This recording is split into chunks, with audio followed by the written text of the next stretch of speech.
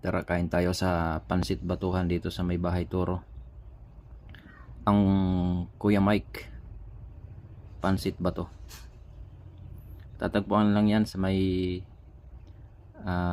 Barangay Bahay Toro, dito sa may General Avenue.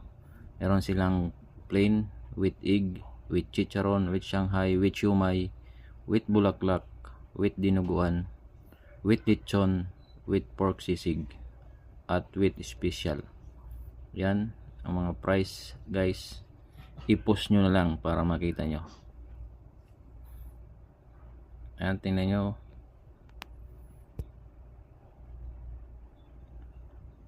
Pansit Bato sa may Bahay Toro, General Avenue, Quezon City.